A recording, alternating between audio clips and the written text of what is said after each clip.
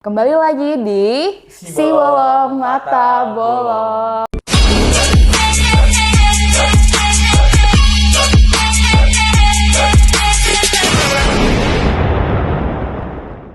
Hai semuanya. Halo semuanya. Ketemu lagi nih sama Mian sama aku Jessica Krestella. Ketemu lagi. Nah, kali ini Kamian, kita mau main yang seru-seru aja deh, nggak usah yang berat-berat. Kan kasihan ya dari kemarin bahasnya kayak pusing gitu, spiritual. Ini kita spiritual juga sih, tapi lebih ke kepercayaan sehari-hari, mitos atau fakta. Kita mau ngebahas tentang itu, mitos atau fakta tentang kehidupan sehari-hari dan tentang anak indigo juga, karena kan ada Kamian di sini ya. Bisa sekaligus ini bisa jadi edukasi juga gitu ya. Boleh Bang. Oke, kita bahas yang pertama. Di Google kita cari nih dari tim kita nanya kalau di Google paling tertinggi, banyak yang nanya kayak gini. Fakta atau mitos, anak indigo itu cenderung penyendiri atau individualis. Nah, mitos atau fakta? Mitos kayaknya. Mitos, menurut Kamian mitos. Oke. Sebenarnya itu tuh hanya ada di dunia film atau cuma pansos doang. Anak indigo udah punya teman, penyendiri, penakut gitu ya supaya tertarik gitu. Yang indigo biasa aja temen banyak. Sekali ngumpul juga karaoke-nya itu bisa sampai 20 orang. Rame ya, Betul. Udah satu kafe langsung ke booking gitu kan. Iya benar-benar. Sebenarnya tergantung kitanya mau sendiri aja gitu. Yang penting ya mungkin kalau indigonya terhalu dan dilebih-lebihkan sih. Aku nggak mau temen karena dia ada sifat ini ya. Oh iya, berarti tergantung kepribadian lah ya sebenarnya. Ini mah sama kayak kalian juga kok gitu ya. Pasti ada juga kan yang kalian ini yang individu atau nggak mungkin dibilangnya introvert lah ya kalau sekarang. Introvert dan ekstrovert itu juga sama kok ya. Anak indigo juga sama kok guys, jangan dibeda-bedain ya. Iya, gitu. Makanya sampai ada orang bilang katanya, kirain anak indigo tuh introvert kan, penakut, nggak mau banyak teman. Enggak juga, kecuali kalau emang temen, kalau ada masalah sama temen nggak mau ribet kayak gue biasa. Iya sih, Gak mau betul. ribet gitu. Bener, lebih ke nggak mau ribet ya kalau anak Mau indigo ribet ya. Kalau ya. dianya baik dan positif ya udah yo. Pasti ayo gitu ya. Tapi kalau dia cuma cari masalah atau bawa masalah, ya buat apa gitu kan? Benar, kayaknya semua orang juga sama ya kayak gitu ya. Kalau orangnya problematik, udah deh say goodbye aja gitu ya. Berarti itu mitos ya guys, gak benar. Jangan sampai gini, teman baru, cuan baru. Wah, Pinjam dulu 100. bener. Itu mah tradisi di Indonesia. Iya. Teman apa bayar teman bukan maaf. Berarti gak benar ya guys. Jangan sampai kalian punya temen nih, mereka jujur, aku anak indigo guys sebenarnya. Kalian langsung jauhin. Jangan kayak gitu ya, benar. Orang yang indigo bener-bener ngaku dia indigo biar ada teman. Iya sih. Kalau indigo ya karena sekarang aja terkenal. Iya, bener. Kalau dulu mah, iya. Bener amat. Tapi kalau zaman SD kita sering loh kayak gitu. Percaya nggak sih? Sering nggak sih ngalamin ya? Aku habis ngeliat ini loh di kamar mandi sekolah. Pasti pernah kan? Jadi ya sebenarnya sih enggak lah ya. Anak indigo juga nggak penyendiri amat kok. Itu nggak penyendiri amat. Iya, biasa aja. Betul, sama. Berarti itu salah guys. Mitos. Tenot. Oke. Nih yang kedua nih. Di Google yang paling tinggi kedua ini banyak banget orang yang nge-search fakta atau mitos kalau anak indigo itu sering sakit. Nah, ini gimana nih? Kalau ini agak rumit nih. Kalau Mian sering sakit emang bener Mian tuh gampang sakit kecapean.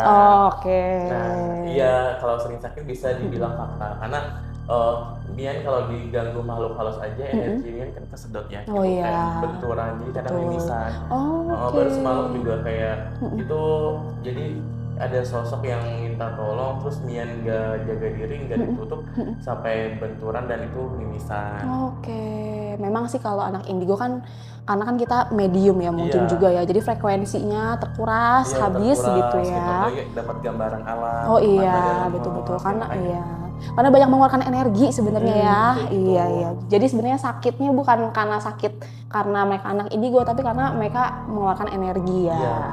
Betul, berarti itu bisa dibilang fakta. Oke, kita udah dapet nih satu fakta dari anak indigo. Kita cari yang ketiga nih.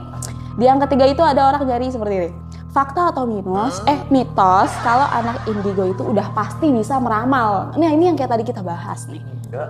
Jadi banyak tipe indigo di dunia ini. Ada yang dia bisa melihat hantu, ada dia yang bisa membaca pikiran seorang. Nah, terus ada yang dia bisa menggerakkan benda, ada yang dimana dia itu melihat masa depan atau masa lalu, bahkan ada indigo yang dimana dia mempunyai seperti kayak dia bukan hanya di dunia film-film aja ya, kayak bisa nyalain api atau ada indigo kayak gitu, cuman ya itu nggak tahu deh sampai sekarang kan belum terlihat karena ya atau emang ada sebenarnya dia tutupin atau gimana nggak tahu. Jadi anak indigo tuh banyak macamnya, kalian bisa cek aja macam-macam ada anak indigo di Google, banyak ya. Betul berarti itu tadi nggak benar ya, nggak semua anak indigo itu udah pasti peramal. Betul. Berarti anak indigo ini ada klasifikasinya lagi, gitu ya. Banyak macamnya. Jadi jangan disamain ya kalau misalkan ketemu anak indigo, ramalin gue dong, gimana nih percintaan gue? Jangan, nggak semuanya kayak gitu ya. Ujung-ujungnya dia buka tarot. Iya benar, betul. Indigo sama tarot reader tuh, kalau tarot reader kan si kartunya punya arti. Iya. Tapi kalau anak indigo tuh dia membaca melalui pikiran dia, terus juga kemampuan dia gitu. Makanya kalau ahli tarot sih dia baca 10 orang juga bisa kan. Tapi anak indigo itu tuh baca 10 orang udah langsung meninggal. Karena capek ya. Iya benar. Tapi gak pas, gitu. Tapi ada juga loh kayak anak indigo tapi spesifikasinya di kartu tarot. Jadi dia memang nggak belajar.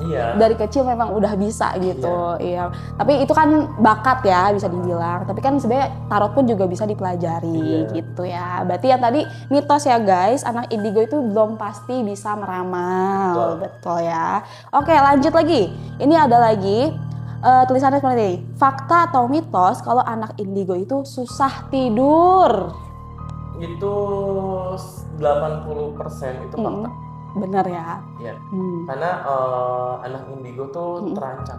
Ibaratnya kata terancam, kayak selalu digangguin bawah manusia atau musuh mereka gitu. Jadi saat tertidur kayak entah itu gambaran tiba-tiba datang atau apapun itu kayak terganggu banget. Iya sih. Bahkan ada anak indigo yang dimana kayak dia kalau obat tidur, iya betul. gitu. Nah untungnya kalau Mia itu gak bisa tidur, Mia itu aktivitas dulu kayak olahraga gitu biar kecapean. Nah kalau udah ngantuk langsung jadi jangan main handphone. Pokoknya kalau udah ngantuk gak ada gangguan langsung tertidur. Karena tidurnya juga pasti sebentar, gak bisa lama, paling 2 jam. 2 jam atau 3 jam itu paling cepat. Iya sih benar-benar. Berarti ya sebagian benar fakta ya, tapi ya nggak penentu juga ya. Betul, bisa diakalin dengan beraktivitas ya, tetap di malam hari istirahat total gitu ya. Berarti hampir benar ya, hampir fakta. Rasa malam ini juga Min kurang tidur dan kurang tidur tuh karena kemarin tuh kan aktivitasnya udah ngantuknya tetap kayak main handphone dan akhirnya ada gambaran kan saat itu tuh sekalinya tidur itu cuma sejam udah bangun lagi. Kayak ngantuk tapi nggak bisa tidur. Betul, nggak tenang jadinya gitu ya. Oke deh, lanjut lagi, ini fakta atau mitos yang terakhir nih. Ada anak indigo itu mudah marah atau emosi tidak stabil, itu benar nggak? Itu bisa dibilang benar, bisa dibilang tidak. Ada anak indigo itu tuh pemarah emang karena sifatnya. Ada anak indigo yang dimana itu tuh dia marah kalau kerasukan. Kalau Mia pribadi, Mia itu bukan tipikal orang yang pemarah, tapi kalau udah kemasukan langsung beda. Kalau anak indigo yang pemarah tuh apa sih lu? Apa sih gini? Nadanya tapi kalau sama indigo yang nggak pernah marah apa sih? Iya gitu. Terus seketika marah itu beda. Iya 360 derajat itu beda kata-katanya, beda nada suaranya. Berarti sebenarnya tergantung juga ya ke kepribadiannya juga gitu ya. Terus atau mungkin faktor belakangnya ya, mungkin leluhurnya gitu yang nggak suka atau gimana gitu ya. Ya berarti belum tentu juga ya? Belum tentu. Belum tentu, nggak stabil ya guys. Ya tergantung orangnya juga. Oke deh, itu tadi ya fakta dan mitos seputar anak indigo. Nah sekarang ini fakta dan mitos sehari-hari yang sering banget kita dengar. Contohnya nih ya, aku sering banget dengar, apalagi aku cewek ada keturunan Jawa nih ya, sering banget dibilang anak cewek nggak boleh duduk di depan pintu. Coba, itu fakta atau mitos? Biar apa duduk? Iya biar apa gitu ya? Jadi sebenarnya itu tuh bukan, jadi orang tua dulu itu kan banyak kan, terus saat ada orang yang duduk di pintu itu kan halangin jalan, itu nggak sopan, gitu. Terus juga katanya kan jangan menghalangi jodoh atau apa Iya, gitu kan. betul-betul. Itu tuh sebenarnya bukan, jadi orang dulu tuh memakai itu untuk menakut-nakutin seseorang Betul. agar dia itu tahu tata krama, Iya, agar dia itu tahu etika. bener. Jadi seakan-akan itu tuh jadi ancaman buat dia tidak melakukan seperti itu. Iya. Bukan untuk dipercaya emang bener jodoh susah, tapi Bener. dapet jodoh. Iya ya, betul-betul. Sebenarnya emang nggak gitu ya. Sebenarnya maksud orang zaman dulu tuh mengedukasi gitu ya. Iya, Jangan duduk depan pintu, malu, apalagi cewek kan. Masa Iya. duduk depan pintu ngangkang, wah nggak bagus. Jadi sebenarnya lebih ke ngajarin etika ya, tata Iya, krama, betul. Berarti sebenarnya mitos. Ya. Tenet. Oke, lanjut nih yang kedua nih. Ini juga sering banget didengar dan aku termasuk yang mempercayai ini sih kebetulan. Jadi di masyarakat Jawa itu ada mitos kalau misalkan ada kupu-kupu masuk ke rumah itu tandanya ada tamu yang datang, tamu tak terlihat istilahnya begitu. Gimana nih kalau menurut kalian? Fakta atau mitos? Ini tuh 80% fakta. Oke. Tapi ada mitosnya juga. Jadi gini, di zaman kerajaan itu tuh binatang itu bisa dikirimkan sebuah kertas surat pesan. Oke, Seperti, alat komunikasi ya alat gitu ya. komunikasi, contoh kayak burung untuk nganterin surat. Gitu Iya, kan. Terus betul. makin kesini ya berubahlah jadi binatang lain. Gitu. Nah, datangnya kenapa orang bilang kupu-kupu itu tuh kupu-kupu itu kan di alam mereka itu seperti mainan, seperti keindahan. Oke. Apalagi orang yang udah tenang. Saat melihat itu tuh mereka tuh kayak nyaman. Nah, bahkan ada disambungin lagi ada peri yang dimana dia itu kan melihara sebuah kupu-kupu untuk mengantarkan pesan kepada seseorang. Nah, kenapa ada kupu-kupu datang ke rumah itu ada sebagai katanya sebenarnya itu bukan hanya leluhur. Dan kupu-kupu yang berwarna kuning itu bisa jadi emang leluhur. Tapi kupu-kupu yang berwarna hitam itu bisa jadi ada roh jahat yang datang ke rumah. Oke, berarti itu pertanda juga dari warna ya. Iya, dari warna juga. Jadi kadang ada kupu-kupu hitam terus kupu-kupu coklat tapi serem. Iya betul. Itu datang ke rumah itu adalah sebangsa jin. Sebangsa jin yang dimana dia itu bertamu atau dia itu kiriman dari orang lain. Makanya kalau ada itu harus hati-hati. Keluarga ada yang sakit atau apa itu. Iya benar-benar sering terjadi sih ya. Tapi ya itu balik lagi sih ke masing-masing ya. Mau percaya atau tidak itu terserah kalian. Tapi ya memang kadang ada faktanya, ada mitosnya ya betul. Karena kan sebagian dari legenda juga gitu ya, sama aja gitu ya. Oke deh. Nah lanjut lagi nih. Ada lagi yang ketiga ini mitos tentang menabrak kucing. Ini pasti sering banget. Apalagi kalau lagi di jalan, aduh gue habis nabrak kucing nih, sial nih gue kalau nggak ngubur. Itu bener nggak sih kak? Kalau nabrak kucing nggak langsung dikubur, nggak kita urus, itu kita bakal sial. Jadi gini, menurut Mian itu tuh mitos ya. Oke. Dan ini juga dari masa kepercayaan kalian tuh, percaya dengan apa kata Mian. Iya. Jadi kan dulunya tuh kucing itu adalah peliharaan Nabi. Oh iya betul. Katanya lihat di bulan ada nenek-nenek yang menghitung bulu kucing. Iya betul, ada cerita juga ya. Nah itu sebenarnya itu tuh kucing tuh binatang kasih sayang dari orang-orang dulu, orang-orang leluhur. Yang dimana kalau dia tuh udah tua atau dia tuh orang baik pasti meliharanya kucing karena kalem gitu kan. Nah di situ kenapa nyawanya 9? Sebenarnya kucing itu kalau meninggal dia itu memaksakan dirinya cari tempat yang nyaman. Bukan nyawanya yang 9 bisa hidup lagi. Jadi dia ketabrak di tempat terus 3 atau 2 kilometer itu tuh meninggalnya. Itu tuh dia cari tempat nyaman. Dan nyawa yang keluar dari si tubuh kucing itu dia perlahan tidak langsung. Makanya kucing ketabrak selalu menghilang kan. Betul. Itu sebenarnya dia tuh nyari tempat yang nyaman untuk meninggal dia gitu. Iya sih, pertahanan diri lah ya mungkin. Berarti kalau menurut kalian itu mitos ya, betul. Tapi sebenarnya mungkin juga ini sebenarnya lebih ke ya sebagai manusia memang sewajarnya kalau kita menabrak sesuatu, apalagi itu makhluk hidup bertanggung jawab. Sebenarnya itu lebih ke didikan dan ajaran ya. Gimana pun kita tetap harus bertanggung jawab. Kalau memang kita salah, ya sudah. Kita harus menghadapi, kita harus tetap bertanggung jawab dengan ya udah dikuburkan, didoakan. Sebenarnya itu lebih ke pelajaran hidup sih ya. Memang semua orang harusnya seperti itu ya. Oke, ini lanjut lagi nih. Ada lagi. Ini mitos juga. Menyapu tidak bersih, jodohnya bakal berewokan. Nah, ini fakta atau mitos? Brewok banyak gak sih yang disukai? Iya, lagi booming tua dulu bilang katanya kalau nyapunya nggak bersih, jodohnya berewokan. Jadi gini, sebenarnya orang tua itu mendidik kan, mendidik anaknya supaya selesaikan pekerjaan sampai selesai, jangan setengah-setengah. Betul. Gitu. Jadi ditakut-takutin salah. Kalau sekarang kalau kamu nyapunya nggak bersih nanti berewokan, lo jodohnya gue lebih baik yang nggak bersih pasti. Iya bener, kalau zaman sekarang ya. Biar berewok atau apa Iya gitu. bener. Nah makanya itu tuh didikan orang tua itu sama. Iya sih bener, itu lebih ke ajaran ya, didikan gitu ya. Jadi jangan mentang-mentang kalian percaya mitos itu jadi tiap hari gak usah nyapu deh biar jodoh gue. Iya. Paling ini di sini ya udah bersihnya ini doang, ini kotor. Bener itu lebih ke kebersihan aja ya. Betul. Jadi ya sadar diri aja lah. Menyapu masa setengah-setengah sih gitu ya. Oke deh. Ini yang terakhir nih. Ada berhubungan juga dengan anak indigo karena mitosnya adalah apakah pakai baju hijau di pantai selatan itu boleh? Mitos atau fakta? Dalam hal dunia gaib emang di sana tuh arwahnya banyak yang berwarna hijau. Kenapa di pantai selatan itu nggak boleh pakai baju hijau? Karena apa? Roh-roh di sana menganggap bahwa si orang tersebut sudah meninggal, bahkan hanya rohnya aja bukan manusia. Karena terkadang makhluk halus itu sulit membedakan sama kayak kita sebagai hidup. Makhluk halus itu sulit membedakan ini manusia, ini mereka.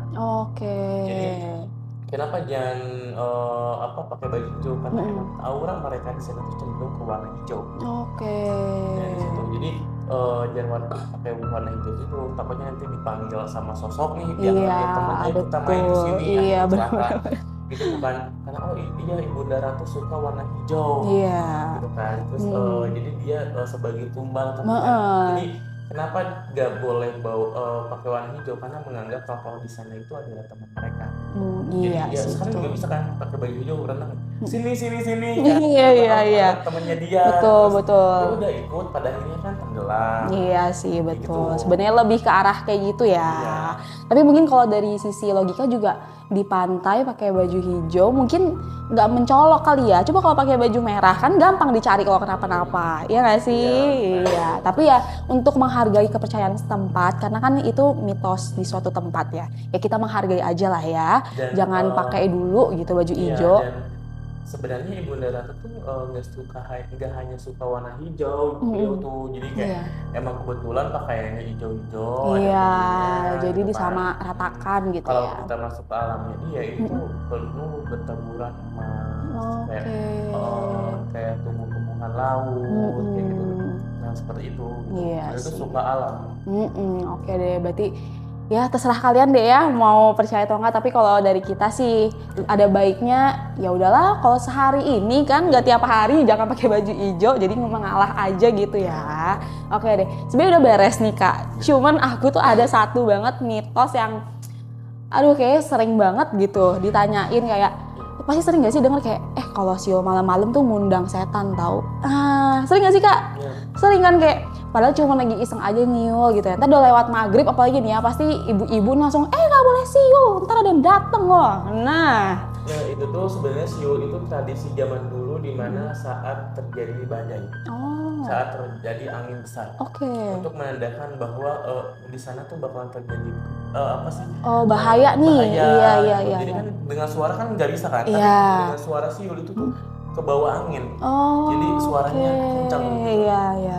Nah siul juga itu sebagai kode sebenarnya. Dulu pada zaman penjajahan Belanda, siul itu dijadikan untuk pesan untuk orang. Nah itu jadi sekarang makin kesini jadi dijadikanlah sebuah horor untuk menakut-nakutin. Horor ya, iya. Oh ya, lihat seperti itu. Begitu ya, ada background story-nya ternyata ya. Oke deh, nah dari kalian sendiri ada nggak sih mitos atau fakta yang mungkin kepikiran? Mitos atau fakta apa ya? Ini sih kayak anggap dirinya itu biasa aja sih. Biasa aja sih ya. Santai aja gitu, nggak usah terlalu melebihkan, nggak usah terlalu pansos. Ya kalau emang Tuhan udah jalannya untuk naik, ngapain gitu kan? Iya sih bikin-bikin gitu ya. Bikin ya udah makanya ya udah. seperti ini aja gitu ya. Jangan dilakukan, nanti turunnya cepat gitu. Iya betul, santai aja, jalanin aja ya, enjoy aja. Oke. Baru tahu rasa. Aduh, hati-hati jangan sampai kepleset ya guys. Oke deh, segitu aja tentang fakta dan mitosnya. Nanti boleh kalau kalian punya fakta atau mitos lain, misalkan di daerah setempat kalian kan pasti ada ya mitos-mitos tertentu, boleh di komen di bawah, nanti kita bahas lagi deh apakah itu fakta atau mitos sih. Ya, betul. Oke, yaudah jadi segitu aja ya guys. Dah. Dadah.